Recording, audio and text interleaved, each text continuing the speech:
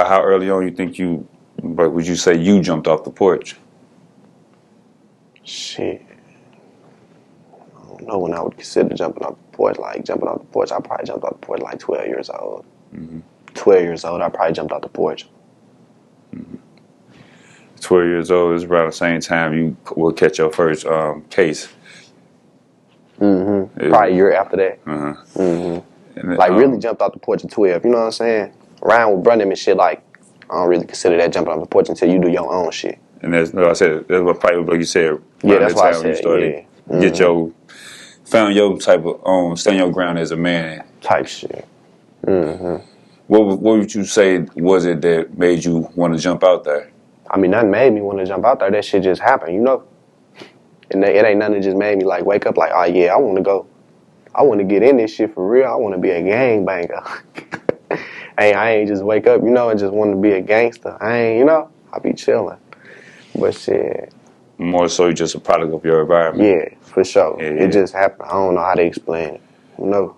Now, I don't want to just throw the race thing in there, but with you being, you know, a young white man coming up in a predominantly black neighborhood, like was the kids in the neighborhood more receptive to you, or did you feel like you had to prove yourself? That shit went both ways. It'll be motherfuckers I'm cool with that fuck with me, and then it'll be motherfuckers like, oh nah, I don't fuck with that white boy. Fuck that white boy. You know?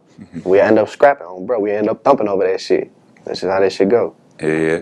And you just said, like, well, I kind of mentioned anyway, before you catching your first case, and kind of what you saying, like, as far as you being outside and just kind of scrapping with motherfuckers.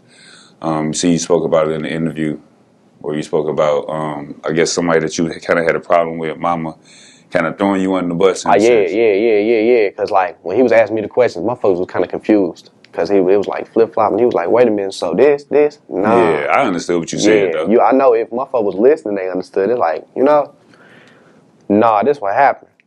Bro was driving and shit. Bro got in a car accident. I was in the passenger seat. I had a 1911 fifth on me on everything. And we was on Broadway. Goddamn me. Lil dude Bird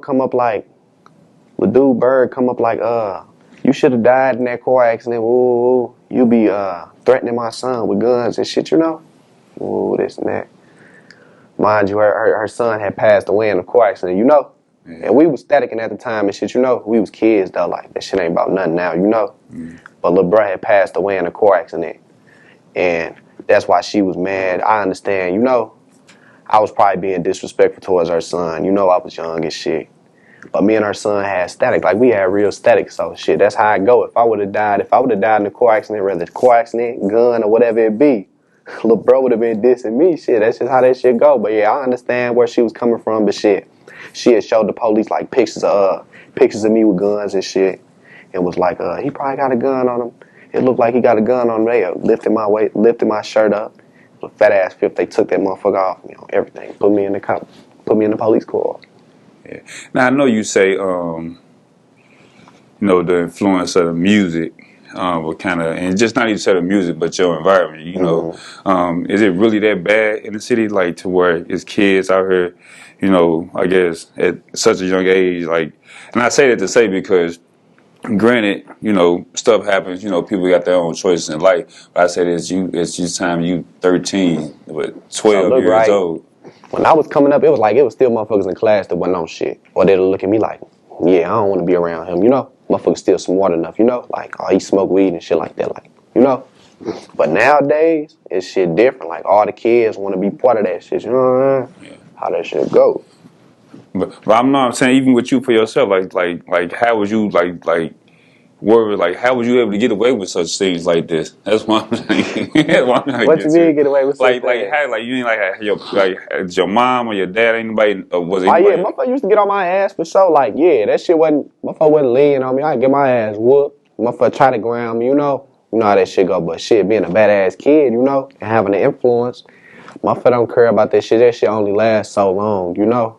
It only happens so many times. You only gonna get grounded so many times. You know what I'm saying? Definitely, shit like that shit. That shit. Some motherfuckers realize, like, shit, you gonna do what you want. You know what I'm saying? And after a while, like you said, you become so numb to that shit. Like, yeah, that shit don't like, even I could do everything else before I dropped out of school on some shit. Like, my people was on my ass about school. Like, that was the last straw on some shit, you know? some shit like that. Like once I dropped out of school, it was like, I do whatever I want now, you know. Mm-hmm. But Yeah. shit,